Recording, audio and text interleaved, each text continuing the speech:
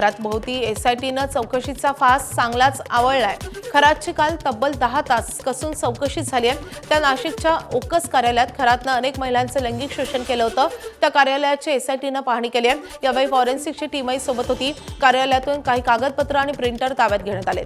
यानंतर ओकस कार्यालयाला टाळं ठोकण्यात आले। दरम्यान पीडित महिलांचे व्हिडिओ व्हायरल करणाऱ्यांवरही आता गुन्हा दाखल झालाय।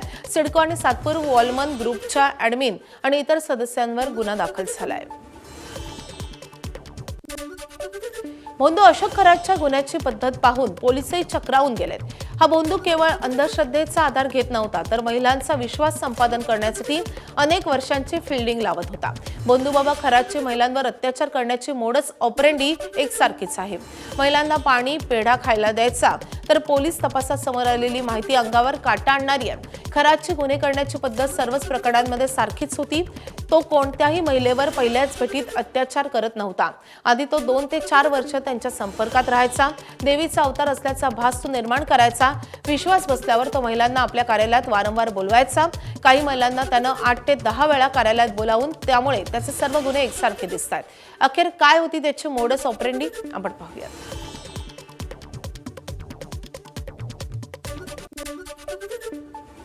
दरम्यान भोंदू अशोक खरात प्रकरणावर मंत्री गिरीश महाजन आणि शिवसेनेचे नेते दीपक केसरकर यांनी काय प्रतिक्रिया दिली ते पाहूया।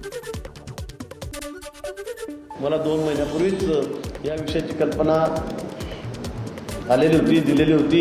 मी पोलिसांकडे तशी तक्रारही केलेली होती। म्हणजे कोणी तक्रार केली होती की बाबा हे फार प्रकरण गंभीर दिसत आहे, 2 महिन्यापूर्वीच। मग तेव्हापासून याच्यावर कामही सुरू झालं होतं, पोलिसांकडे माहिती होती।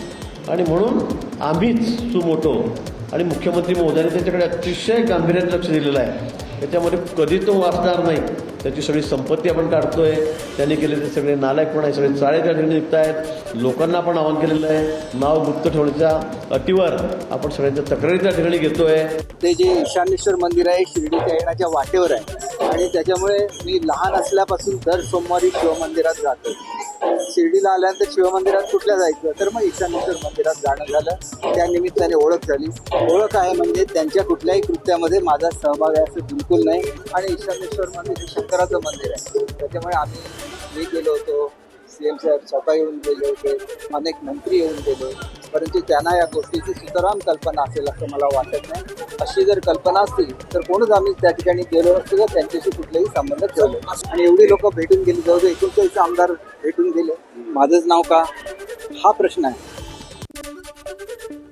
दरम्यान खरातच्या कारनाम्यांना सर्वात आधी वाचा फोडणारे पत्रकार आणि दैनिक खबरदार पुढारीचे संपादक दत्तात्रय खेमनर यांनी माझ्याकडे आपली प्रतिक्रिया दिली आहे। खेमनर हे एसआयटी चौकशीचाही भाग आहे। मी सगळ्यात पहिले या आतापर्यंत आपल्या एबीपी माझाच्या माध्यमातून या तमाम महाराष्ट्राच्या नागरिकांना सांगतो, मी एसआयटी समोर गेलो, सर्व पुरावे त्यांना दिले। आता मी कॅप्टन खरात याच्यावरती उद्या गुन्हा दाखल करणार आहे आणि तो गुन्हा मी महाराष्ट्र राज्यामध्ये जो पत्रकारांना संरक्षण ऍक्ट आहे तो, त्याच्या व्यतिरिक्त अजून काही गंभीर स्वरूपाचा करता येईल का, मी आज रात्री आणि उद्या दुपारपर्यंत जे माझे सगळे लिगलची टीम आहे किंवा माझे जे ओळखीचे विधी तज्ञ आहेत त्यांचा सल्ला घेऊन उद्या कॅप्टन खरातवर मी गुन्हा दाखल करणार आहे। एबीपी माझा, उघडा डोळे बघा नीट।